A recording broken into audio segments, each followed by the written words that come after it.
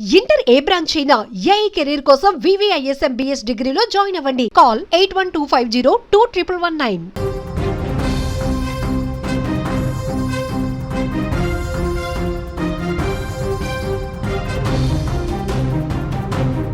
కన్న తండ్రే కసాయివాడయ్యాడు. పుట్టినరోజు పండగ జరుపుకోవలసిన ఆ పసిపాప జీవితాన్ని ఆ నది అనాథగా మార్చేసింది.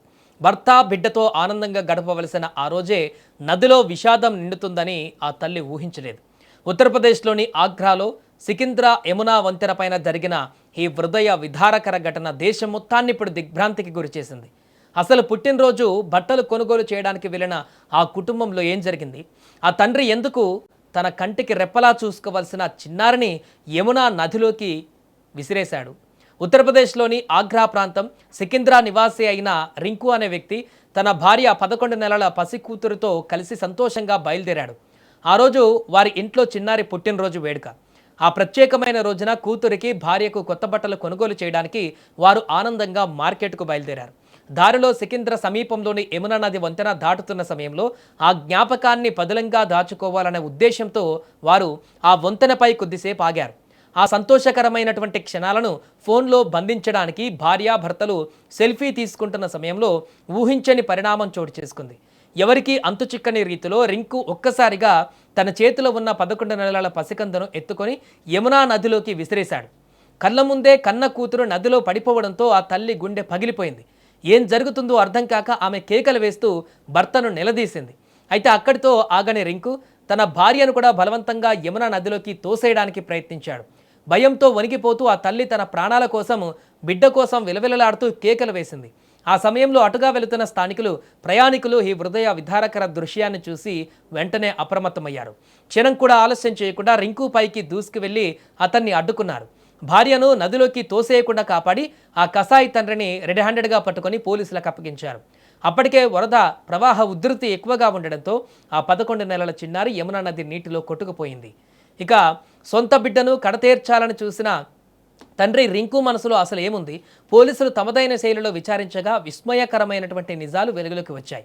రింకు గత కొంతకాలంగా తీవ్రమైన కుటుంబ కలహాలు, ఆర్థిక సమస్యలతో సతమతమవుతున్నాడు. మానసిక ఒత్తిడి, తీవ్రమైన డిప్రెషన్ కారణంగా అతను మానసిక స్థితిని కోల్పోయాడని, ఆవేశంలో ఏం చేస్తున్నాడో కూడా అతనికి సరిగ్గా అర్థం కాని పరిస్థితిలో ఈ అఘాయిత్యానికి పాల్పడినట్లు పోలీసులు ప్రాథమికంగా గుర్తించారు.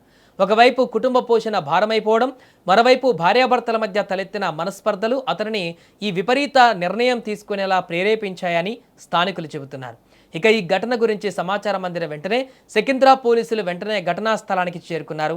నిందితుడు రింకును అదుపులోకి తీసుకుని విచారణ చేపట్టారు. మరోవైపు యమునా నదిలో గల్లంతైన 11 నెలల పసిపాప కోసం గజ ఈతగాళ్లు, SDRF సిబ్బంది రంగంలోకి దిగారు.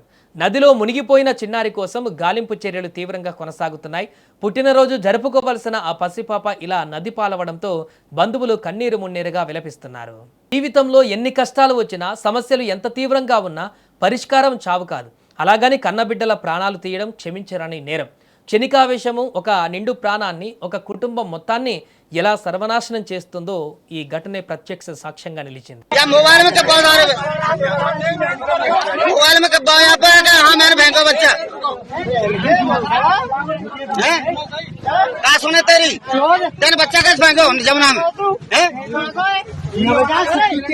अनाथ आश्रम में बैठे हैं तो बना रहा हूँ वीडियो।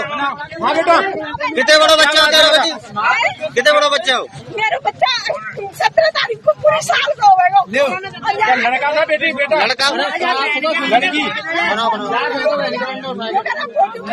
फोटो भेजे खूबता है नहीं और गाड़ियां में बंदे तट में छोड़ छाती बढ़ रही है वाली माँ है उसकी मारपीट करिए उठा के जा बेटे कौन से काम किए जो काम